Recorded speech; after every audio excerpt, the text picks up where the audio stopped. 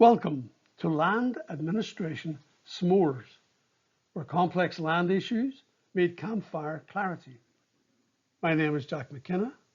I'm a geospatial consultant and land administration subject matter expert. We break down land rights, cadastral systems, geospatial tools, human rights, and property law into digestible bites, just like s'mores, from boundary disputes to land grabs, titling systems to tenure security. We're here to inform, ignite debate, and inspire change. Whether you're a professional, an academic, a student, a policymaker, or simply land curious, grab a virtual marshmallow and join the conversation. Today's conversation is emotional intelligence in mediation. A webinar presented by Dr. Alan Koronek of Texas Tech University in Lubbock, Texas. And the webinar was hosted by Lubbock Office of Dispute Resolution, ODR, also in Lubbock, Texas. The video today is presented by Civil and Commercial Mediation of Texas. Mediation in Texas, specifically Civil and Commercial Mediation of Texas. The critical role of emotion in mediation. The fundamental basis of negotiation and mediation practice is not merely the cognitive analysis of competing interests and the rational development of the most efficient outcome, but also the acknowledgement of the underlying emotional factors at play. The emotional and rational aspects of negotiation interact to form a dynamic process, which can result in optimal results, as stated by Kelly and Kaminskini in 2016. What is emotional intelligence, EI? EI is a set of emotional and social skills that influence the way we express ourselves, develop and maintain relationships, cope with challenges, and use emotional information in an effective way. EI involves the ability to recognize and monitor our own and others' emotions, differentiate various emotions, category and intensity. The categories are happy, sad, angry, scared, confused, strong, weak, and we use emotional information to guide our thinking and actions. Why mediators need EI? Part 1. Mediation matters are emotionally laden and underlying emotional factors are always at play. A goal of mediation is to provide the parties with an opportunity to express their feelings about the dispute. Mediator objectives include helping parties articulate their feelings, values, perceptions, and interests in order to develop a set of options that maximize the interests of all. The mediator is the keeper of the process. How mediators handle emotion during mediation raises important issues of mediator accountability. Why mediators need EI? Part 2.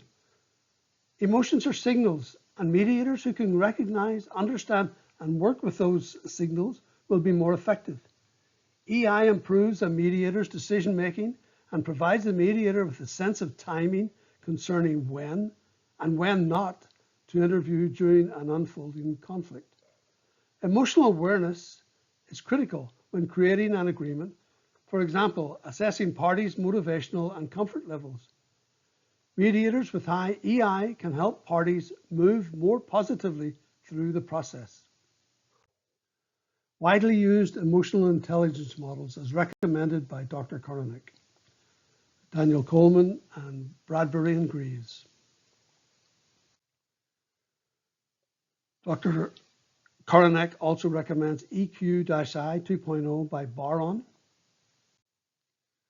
The two-tiered human brain. Upstairs is the rational brain, the writer. It enables one to define, create, and solve, and responds to stressors. Downstairs, the reptilian brain, the horse, purposes survival, protects and defends, a person's sentry that reacts to triggers. As emotional arousal flooding increases, these things occur. Impulse overwhelms intention, instinct overrides imagination, reflexive behavior closes off reflective thought. Defensive postures replace defined positions. Note, when emotionally flooded, a person cannot process information or hear without distortion, and they typically resort to primitive reactions: fight, flight, or freeze. The window of tolerance, hyperarousal, dysregulation, and the window of tolerance, also presented by Dr. Koronek. Self-awareness and mediation. Self-awareness entails recognizing one's emotions and understanding the role they might play in decision-making. Professional neutrality requires mediators to be aware of 1. The emotions with which they enter the mediation. 2. The emotions they have about the subject of the mediation. 3. The emotions the mediation process generates. The mediator's comfort level with strong emotion and their competence in working with strong emotion often determines what level of emotion is allowed in mediation. Self-management in mediation.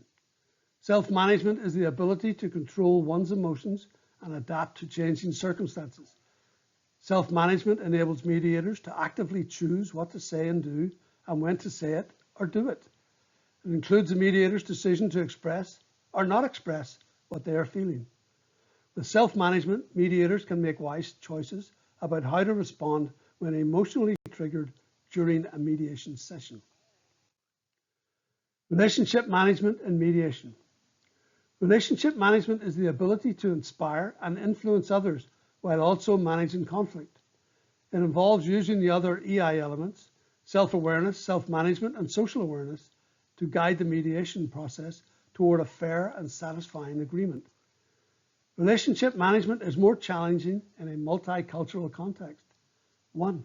Some cultures are more or less emotionally expressive or have different expectations regarding confrontation. 2. Gender can also play an important role. Ways to handle intense situations. Use time to your advantage. When emotions get intense, take a 15 to 20 minute break and ask the parties to reflect on what they want out of mediation. Note, third parties in mediation may seek to maintain an inflated emotional state to protect their clients. Ask fact-based questions. When fact-based questions are asked, e.g., when did this happen? How much did it cost?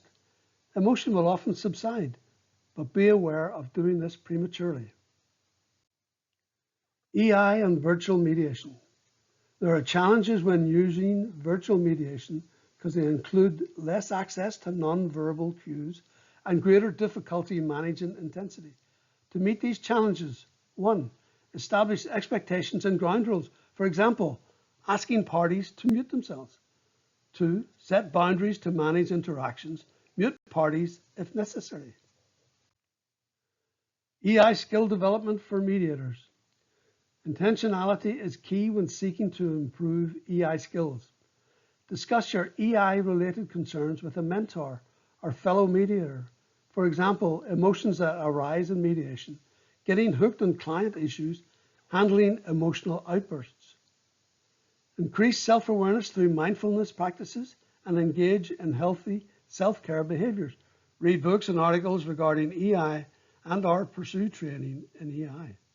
1. Self-Help, Emotional Intelligence 2.0 by Bradbury and Greaves. 2. EQ-I 2.0, and get a person certified in the model who can administer it to you and coach you in developing and balancing the model's 15 elements. For example, Dr. Alan Koronek, he'll help you out. Emotional intelligence in mediation.